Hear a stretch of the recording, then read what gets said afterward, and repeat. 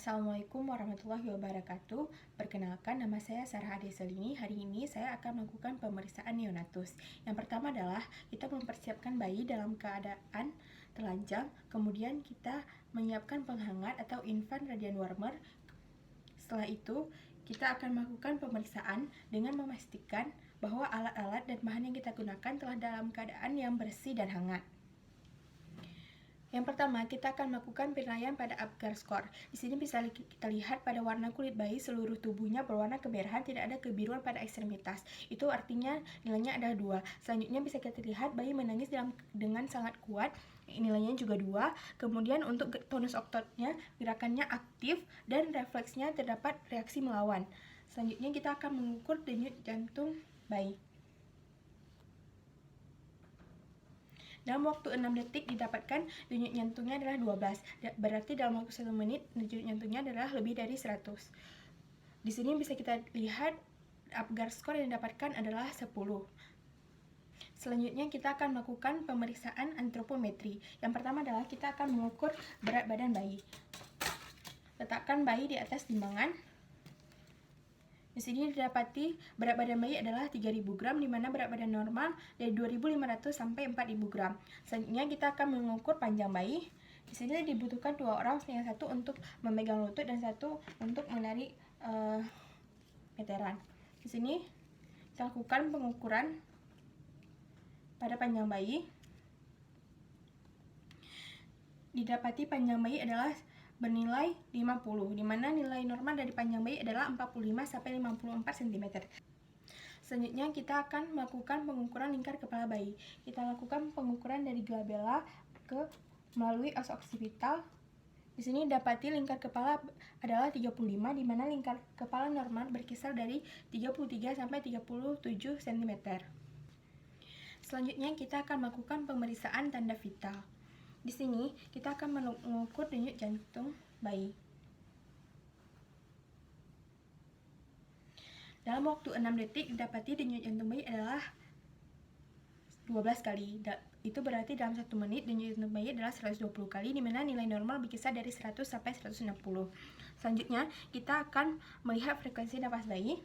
Di sini didapati frekuensi napas bayi adalah 50, di mana nilai normal berkisar dari 40 sampai ke 60. Selanjutnya kita akan melakukan pengukuran suhu. Di sini didapati suhu bayi adalah 37 derajat Celcius, di mana nilai normal berkisar dari 36,5 sampai 37,5 derajat Celcius. Untuk tekanan darah, jarang dilakukan pemeriksaan.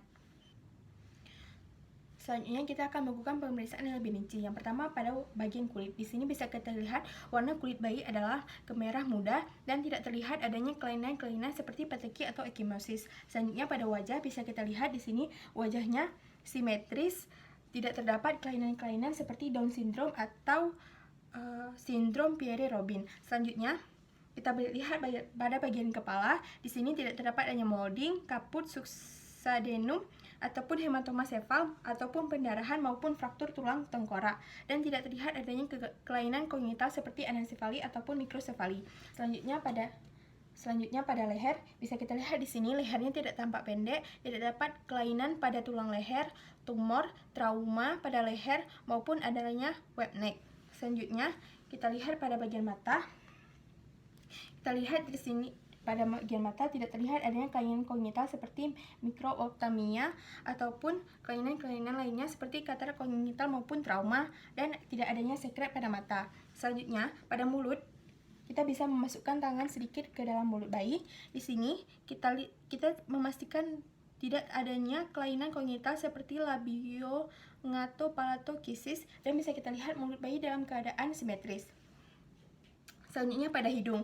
Di sini bisa kita perhatikan apakah bayi memiliki pernapasan cuping atau tidak. Selanjutnya bisa kita lihat di sini hidung bayi dalam keadaan simetris, tidak terjadi adanya fraktur pada tulang hidung, dan bisa kita lihat tidak adanya sekret di dalam hidung. Selanjutnya pada bagian telinga, kita perhatikan apakah daun telinga telah terbentuk dengan sempurna dan letaknya telah sesuai. Selanjutnya kita kita lihat bagian dalamnya juga tidak terdapat adanya sekret dan tidak terlihat adanya kelainan kongenital pada telinga. Selanjutnya pada dada, di sini kita inspeksi bentuk dada bayi apakah terdapat pectus excavatum ataupun pectus carinatum. Selanjutnya kita lihat gerakan dinding dada di sini simetris antara kiri dan kanan.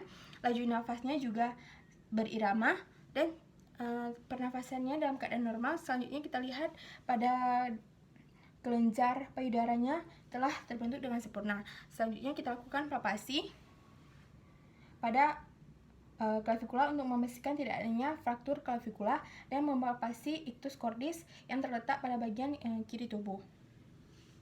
Selanjutnya kita akan melakukan inspeksi dan palpasi pada bagian abdomen. Pada bagian abdomen, di sini kita lihat bentuk dinding perutnya dalam keadaan sempurna, kemudian tidak terlihat adanya kelainan kongenital dan tali pusarnya dalam keadaan segar, tidak berbau, tidak bersimpul. Selanjutnya kita akan melakukan palpasi hepar, limpa, dan ginjal. Untuk hepar kita lakukan palpasi dari sias ke bagian atasnya dan dari atas umbilikal ke bagian tengah. Umumnya hepar pada bayi berkisar sekitar 2-3 cm. Selanjutnya kita akan melakukan palpasi limpa dari sias menuju ke bagian kiri. Di sini kita lihat terdapat adanya limpa. Selanjutnya kita lakukan balotemen pada ginjal, baik kiri maupun kanan. Di sini didapati tidak adanya balotemen. Selanjutnya kita akan melakukan inspeksi pada bagian genitalia eksterna. Di sini apabila pada bayi perempuan kita lihat apakah ada labia mayor dan labia minor dan apakah labia mayor telah menutupi labia minor. Kemudian kita lihat lubang uretranya apakah ada dan vaginanya juga ada atau tidak. Apakah mereka dalam keadaan terpisah. Selanjutnya pada bayi laki-laki bisa kita lakukan penilaian pada ukuran penisnya dalam keadaan normal, tidak terdapatnya hipospadia, epispadia maupun phimosis, skrotumnya telah terbentuk dengan sempurna, tidak terlihat adanya hidrokel, testis juga telah turun dan tidak terlihat adanya trauma pada alat kelamin. Selanjutnya pada tulang belakang. Di sini kita meraba sepanjang tulang belakang untuk mencari apakah terdapat adanya skoliosis, meningokel, spina bifida ataupun kelainan-kelainan lainnya. Selanjutnya kita perhatikan gerakan ekstremitasnya. Di sini bisa kita lihat pada ekstremitas semuanya bergerak dengan simetris dan tidak terlihat adanya kelumpuhan pada salah satu bagian ekstremitas. Kemudian pada tonus ekstremitas bisa kita lihat tidak terdapat adanya hipotonia. Selanjutnya untuk anus, tidak diperkenankan untuk memasukkan apapun ke dalam anus, kita hanya memastikan bahwa anusnya telah ada. Baik, selanjutnya kita akan melakukan pemeriksaan pada balat skor. Yang pertama kita akan menilai maturitas fisiknya. Bisa kita lihat di sini kulitnya berwarna kemerahan dan terdapat keriput-keriput di mana nilainya adalah 4. Selanjutnya kita akan melihat permukaan plantar ataupun telapak kaki dari bayi. Bisa kita lihat di sini garis-garisnya telah berkurang, di mana semakin matur bayi maka garis-garisnya juga akan semakin berkurang. Di sini nilainya juga adalah 4. Selanjutnya kita melihat pada payudara bayi. Di sini kita lihat papilanya telah terbentuk dengan sempurna, di mana nilainya juga adalah 4. Selanjutnya kita akan melihat bagian lanugo. Bisa kita lihat di sini lanugonya telah tidak ada lagi, di mana semakin matur bayi maka lanugonya juga akan menghilang.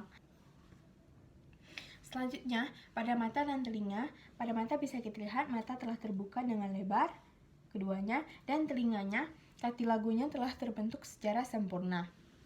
Untuk genitalia, di sini kita dapati nilainya 4 karena pada bayi laki-laki itu berarti testisnya telah turun secara sempurna dan ruginya terlihat dalam. Selanjutnya, apabila pada wanita nilai 4 didapati apabila labia mayor telah menutupi labia minor dan klitoris. Di sini didapati bahwa nilai untuk maturitas fisiknya adalah 20.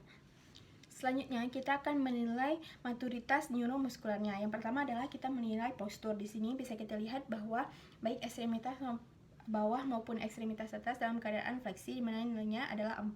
Selanjutnya untuk square window di pergelangan tangan kita lakukan penekukan. Di sini semakin besar sudut yang terbentuk, maka semakin matur pula bayinya. Di sini didapati sudutnya adalah lebih dari 90 derajat.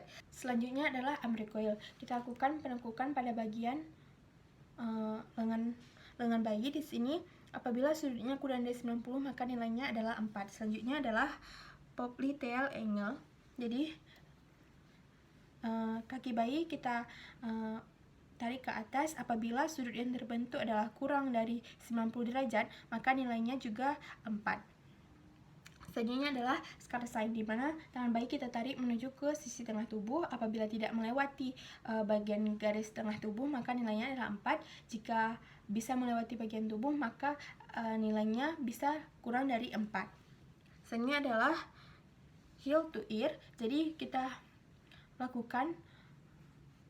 membawa kaki bayi menuju ke telinga. Semakin dekat ke telinga maka semakin rendah pula nilainya. Jika semakin jauh maka nilainya adalah 4. Di sini kita dapati nilai kematangan neuromuskularnya adalah 20, di mana 20 ditambah 20 adalah 40. Selanjutnya, kita akan melakukan pemeriksaan neurologis pada bayi. Yang pertama, kita akan menilai keadaan bayi. Di sini bayi menangis dan aktif, tidak diam, kemudian memperlihatkan posisi yang beragam. Selanjutnya gerakannya juga tidak terlihat adanya kelumpuhan pada salah satu tungkai baik lengan maupun kaki. Kemudian bayi dalam keadaan sadar, tidak dalam keadaan koma maupun sopor ataupun keadaan lainnya. Dan di sini bisa kita lihat tonus bayi dalam keadaan normal, tidak terdapat adanya hipertoni maupun hipotoni. Setelah itu, kita akan melakukan pemeriksaan refleks primitif pada bayi. Yang pertama, kita akan melakukan pemeriksaan routing refleks. Yang pertama, kita meletakkan jari pada ujung mulut bayi. Di sini bayi akan memberikan rangsangan berupa menengok ke arah pemberian rangsang dan berusaha untuk memasukkan jari ke dalam mulutnya. Selanjutnya adalah sucking refleks, di mana kita masukkan ujung jari kita ke dalam mulut bayi dan akan dilakukan pengesapan oleh bayi. Hal tersebut disebut dengan sucking refleks. Selanjutnya adalah moro refleks, di mana di sini bayi kita letakkan dalam posisi telentang, kemudian kita biarkan sedikit jatuh, tapi kita tangkap gitu. Bayi memberikan reaksi berupa kaget seperti lengan yang ditentangkan dalam posisi ekstensi dan jari-jari terbuka disusur dengan gerakan lainnya. Selanjutnya adalah tonic neck reflex.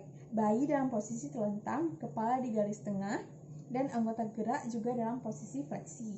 Selanjutnya, kita miringkan kepala ke kanan, maka akan diberikan reaksi berupa ekstensi pada anggota gerak sebelah kanan dan fleksi pada anggota gerak sebelah kiri. Begitu juga setelah kita ganti kepala ke sebelah kiri. Selanjutnya adalah palmar grasp reflex. Kita meletakkan telunjuk pada telapak tangan bayi, kemudian bayi akan memberikan respon berupa penggenggaman. Selanjutnya, kita akan melakukan pemeriksaan refleks Babinski, di mana pada telapak kaki bayi kita lakukan penggoresan di bagian lateralnya. Nantinya bayi akan memberikan reaksi berupa ekstensi pada ibu jari dan penyebaran jari-jari lainnya atau mengembang. Selanjutnya, kita akan melakukan pemeriksaan stepping reflex. Yang pertama adalah kita memegang bayi dalam keadaan lurus dan kakinya menapak ke tempat yang datar. Normalnya bayi akan otomatis meluruskan tungkainya seolah hendak berdiri, dan kemudian kita agak majukan posisi bayi, maka bayi akan memajukan salah satu kakinya di depan yang lain. Untuk pemeriksaan pada waktu memulangkan, kita lihat pada SSP-nya. Di sini aktivitas bayi bergerak dengan baik dan aktivitasnya baik. Kemudian kita lihat ketegangan ubun-ubunnya. Selanjutnya adalah pada kulit kita lihat tidak adanya ikterus maupun pioderma. Kemudian pada jantung kita periksa apakah ada bunyi jantung bising jantung yang timbul kemudian. Selanjutnya pada abdomen kita periksa apakah ada tumor yang tidak terdeteksi sebelumnya. Dan pada tali pusar kita lihat apakah ada infeksi. Setelah itu kita memberikan informasi dari hasil pemeriksaan dan memberikan follow up lebih lanjut.